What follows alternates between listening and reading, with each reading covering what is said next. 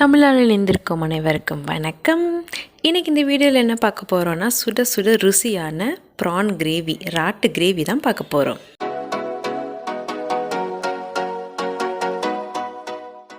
இப்போ ராட்டு கிரேவிக்கு நான் இங்கே 1/2 கிலோ இறால் எடுத்திருக்கேன்.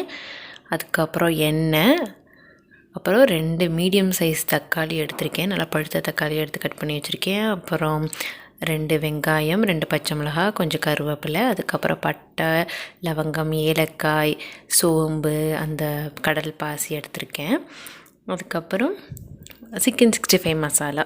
என்னடா அப்புறம் உனக்கு சிக்கன் 65 நினைக்காதீங்க, நான் சொல்கிறேன் அந்த மசாலா எவ்வளோ டேஸ்ட்டாக இருக்கும்னு. அதுக்கப்புறம் தேவையான அளவு உப்பு. இங்கே வந்து நான் மல்லித்தூள் எடுத்திருக்கேன்.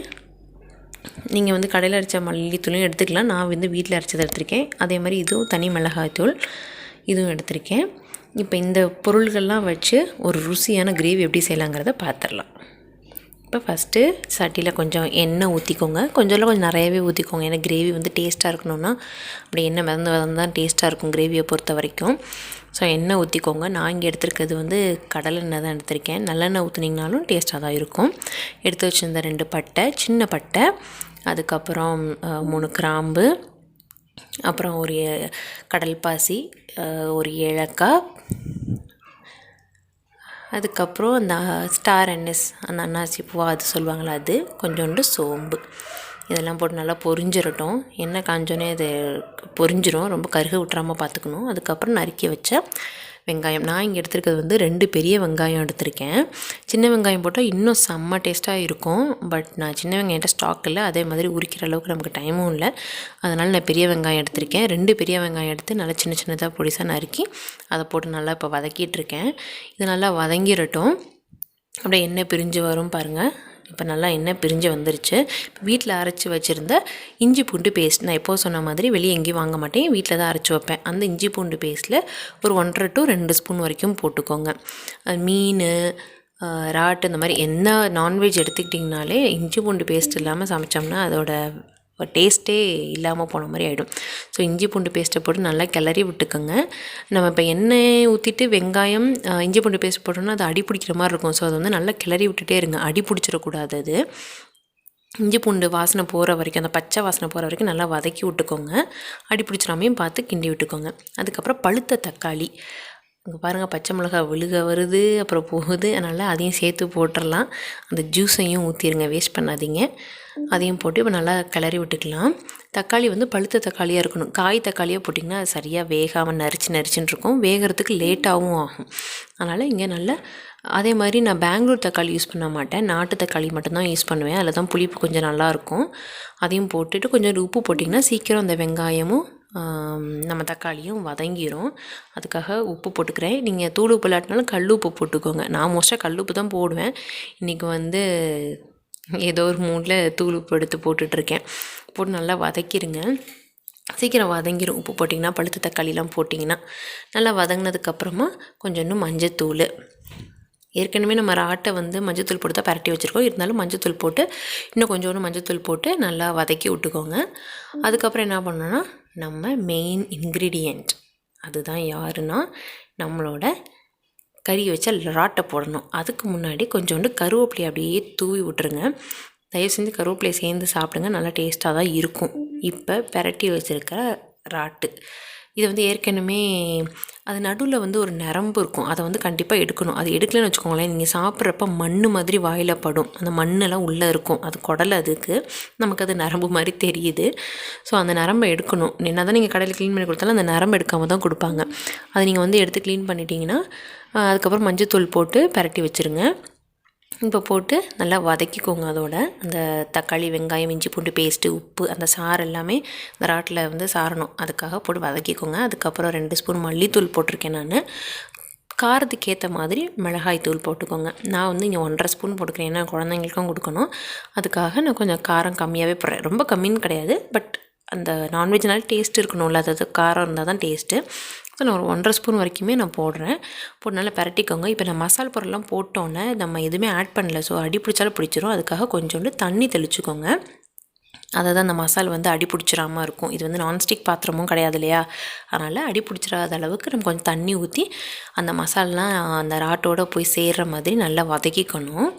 இப்போ வந்து இந்த வாசமான மசால் எல்லாத்துக்கும் போடுவேன். இந்த மசாலு என்னடா ப்ரானுக்கு சிக்கன் மசால் போடுறான்னு நினைக்காதீங்க, அவ்வளோ டேஸ்ட்டாக இருக்கும். கண்டிப்பாக ட்ரை பண்ணுங்கள். மதுரையில் இருக்கவங்க இது எல்லா ஹோல்சேல் கடையிலுமே கிடைக்கும். நவீன் மசாலு வாங்கி ட்ரை பண்ணி பாருங்கள். பட் இங்கே ஒசூர்லேயும் இருக்குங்கிற மாதிரி கேள்விப்பட்டேன். ஸோ என்னென்ன ஏரியாவில் இருக்குதுன்னு எனக்கு தெரில, பட் ட்ரை பண்ணி பாருங்கள். இந்த நவீன் மசால் ரொம்பவே சூப்பராக இருக்கும், வாசமாக இருக்கும். அந்த மசால் கொஞ்சம் போடுறேன். எல்லா கிரேவிக்குமே இந்த மசால் நான் ஆட் பண்ணுவேன். சிக்கனாக இருக்கட்டும், மீனாக இருக்கட்டும், மட்டனாக இருக்கட்டும், எதுனாலும் ஆட் பண்ணுவேன். ஸோ இப்போ ப்ரான்லேயும் போட்டிருக்கேன். இன்னும் கொஞ்சம் கூட தண்ணி ஊற்றுனீங்கன்னா நல்லா வெந்துடும். இப்போ பாருங்கள் எவ்வளோ பெரிய ப்ரானாக இருந்துச்சு, அது அப்படியே சுருண்டு புழு எப்படி தொட்டால் சுருங்கிடும் அது மாதிரி சுருண்டு சின்ன சின்ன ரவுண்டாகிடும் நம்ம ப்ரானு. கொஞ்சம் நல்லா வேகட்டும். அதுக்கிடையில் இதுக்கு ஒரு பேஸ்ட், இந்த கிரேவிக்கு ஒரு பேஸ்ட் வச்சுருக்கோம். அதுதான் இந்த பேஸ்ட்டு. தேங்காயில் வந்து மிளகு, சீரகம், சோம்பு இது எல்லாத்தையும் சேர்த்து நல்லா அரைச்சி வச்சுக்கணும், மையாக அரைச்சி வச்சுக்கணும். இதுதான் மெயின் இந்த கிரேவிக்கு. இப்போ பார்த்திங்கன்னா கொஞ்சம் நல்லாவே வெந்துருச்சு பார்த்திங்களா. அதாவது எப்படி நீளமாக போட்டோம், அந்த ஃப்ளெக்சிபிளாக இருந்த அந்த ப்ரான் வந்து அடங்கி சுருங்கி போயிடுச்சு. இப்படி தான் வேகும். இன்னும் கொஞ்சம் வேகட்டும். அதனால் ஒரு தட்டை போட்டு மூடி வச்சிடலாம், சீக்கிரமே வெந்துடும் அது. இப்போ பாருங்கள் வெந்தோன்னே எப்படி இருக்குன்னு பாருங்கள். இப்போ தட்டை எடுத்து பார்த்துடலாம் வெந்துருச்சா இல்லையான்ட்டு. உங்களுக்கு பார்க்குறதுக்கு தண்ணியாக தான் தெரியும், இப்போதைக்கு வேகிறதுக்காக தான் இவ்வளோ தண்ணி ஊற்றிருக்கோம். ஸோ இப்போ பார்த்திங்கன்னா நல்ல சுருண்டு நல்லாவே வெந்துருச்சு. இப்போ நம்ம அரைச்சி வச்ச தேங்காய் பேஸ்ட் மூடியில் இருக்கிறதையும் வேஸ்ட் பண்ணாமல் வலிச்சு போடுங்க. எல்லா தேங்காயும் போட்டு இப்போ நல்லா கிளறி விட்டுக்கணும். அப்படியே கம கம கம கம்மன்னு செம்ம டேஸ்ட்டாக இருக்கும். கண்டிப்பாக ட்ரை பண்ணி பாருங்கள், உங்களுக்கு ரொம்பவே பிடிச்சி போயிடும் இந்த ரெசிபி. அப்புறம் நீங்கள் வந்து அடிக்கடி வாங்கி செய்ய ஆரம்பிச்சிருவீங்க. இதனோட ஃபேவரட் கூடன்னு சொல்லலாம், அவ்வளோ டேஸ்ட்டாக இருக்கும். இப்போ நல்லா பாருங்கள் கொதிக்கட்டும். இந்த தேங்காயும் அந்த சாறு வந்து ராட்டில் போய் ஒட்டட்டும்.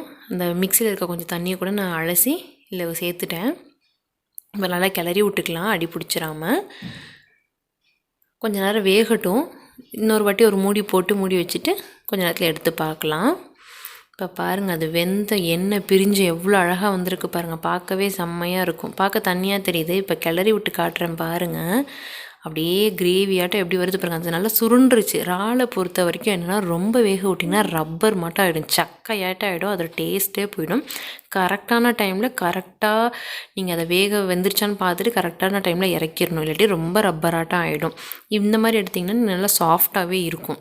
இப்போ பாருங்கள் எவ்வளோ சூப்பராக இருக்குது பாருங்கள் அந்த கிரேவி. சான்ஸே இல்லைங்க, ட்ரை பண்ணி பாருங்கள். அப்புறம் வந்து கமெண்ட் செக்ஷனில் மென்ஷன் பண்ணுங்கள் எவ்வளோ சூப்பராக இருந்துச்சுன்ட்டு.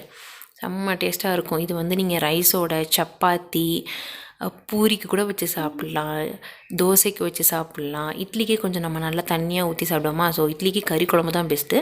இது வந்து சப்பாத்தி, பூரி அந்த மாதிரி வச்சு சாப்பிட்லாம். இப்போ பாருங்கள் ஃபுல்லாகவே வெந்துடுச்சு. இப்போ குட்டி குட்டியாக நறுக்கி வச்சுருக்கிற கொத்தமல்லி இலையை போட்டு தூவி அவ்வளோதான். செம்ம டேஸ்டியான, சுவையான, நாக்கு ஊறுற மாதிரி ஒரு ரெசிபி நமக்கு ரெடி ஆகிடுச்சு. கண்டிப்பாக நீங்களும் உங்கள் வீட்டில் ட்ரை பண்ணி பாருங்கள். இப்போ நாங்கள் ஸ்டவ் அமர்த்திட்டேன் பாருங்கள்.